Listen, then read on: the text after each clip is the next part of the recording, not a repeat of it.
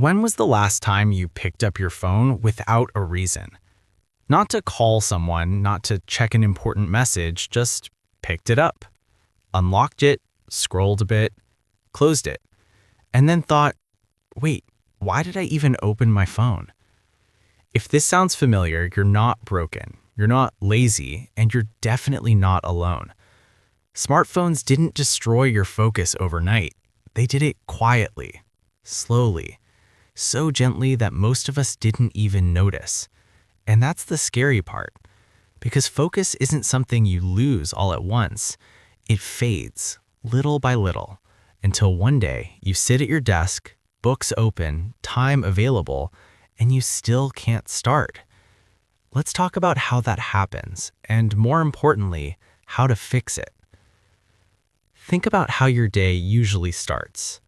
You wake up, your alarm rings, and before your feet touch the floor, your hand reaches for your phone.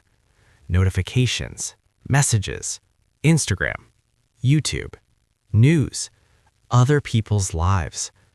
Within 5 minutes of waking up, your brain has already processed more information than it used to in an entire morning, and your day hasn't even begun. Here's what most people don't realize. Your brain is not designed to switch tasks every 3 seconds. It likes depth. It likes calm. It likes finishing one thing before starting another. But your phone is built for interruption. Every buzz says, look here. Every notification says, this is urgent.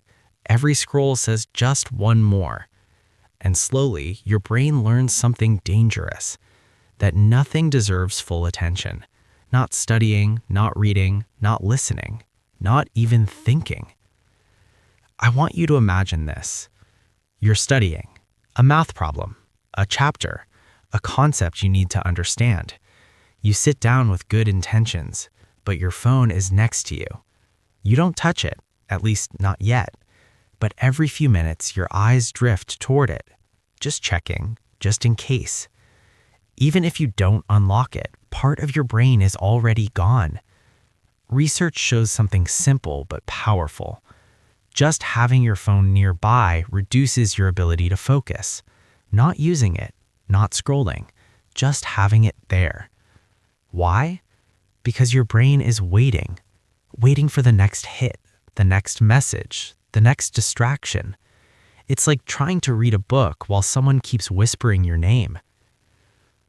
Now let's talk about something deeper.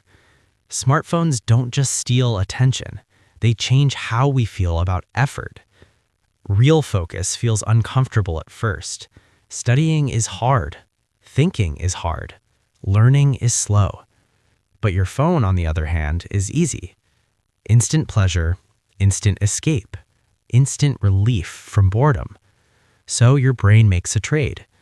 Why struggle when you can scroll? Why think when you can swipe? And over time, your tolerance for effort drops. 5 minutes of studying feels exhausting. 30 seconds without stimulation feels boring. Silence feels uncomfortable.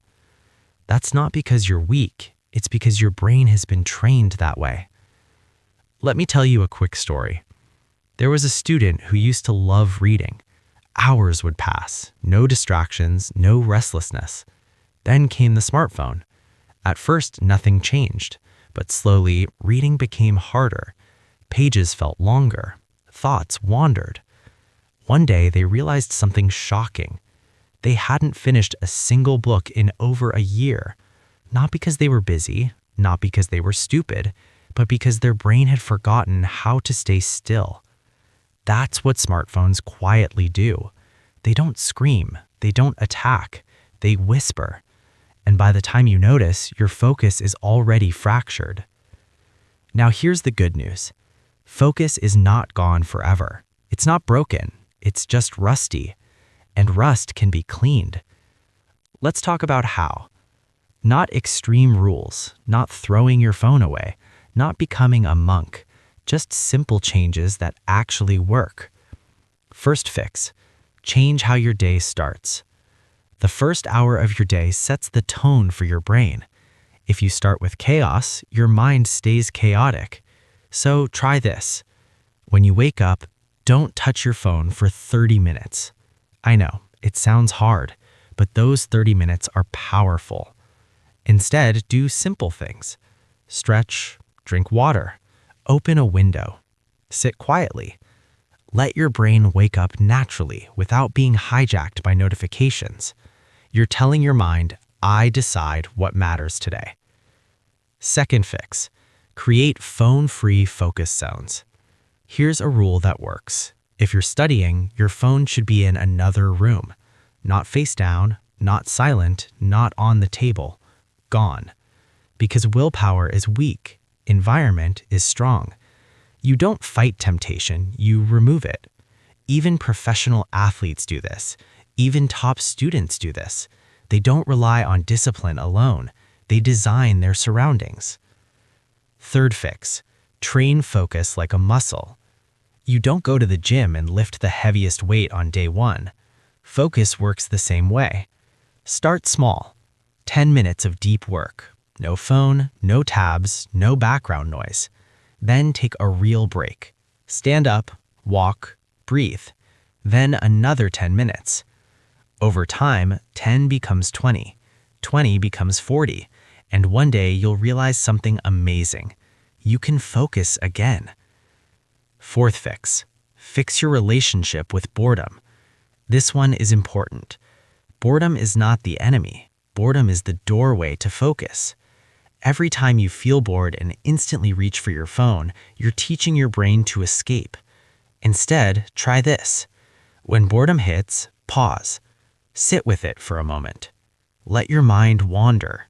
Let thoughts come and go. This is where creativity lives. This is where deep thinking begins. The phone kills boredom, but it also kills imagination. Fifth fix, create a digital sunset. At night, your brain needs calm, but screens do the opposite. Scrolling before bed keeps your mind alert, restless, tired, but awake. So set a rule.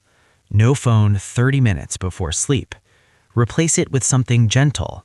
Reading, journaling, music. You'll sleep better, and a rested brain focuses better the next day.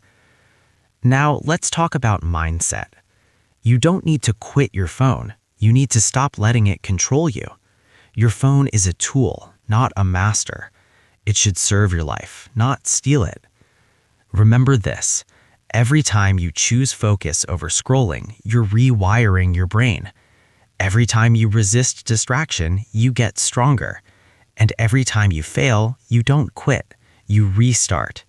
Because progress isn't about perfection. It's about awareness. Imagine this. You sit down to study, your phone is away. Your mind is calm. Minutes pass, then more minutes pass. You understand what you're reading. You remember what you study. You finish your work and still have time left. Not because you worked longer, but because you worked deeper. That version of you is not imaginary. It's trained. So if smartphones have been stealing your focus, don't panic. Take it back, slowly, gently, one habit at a time. Because focus is freedom, and once you regain it, everything changes. Your studies, your confidence, your life. If this video helped you, share it with someone who's struggling too. And remember, you don't need more apps. You don't need more motivation. You need less noise and more presence. See you in the next one.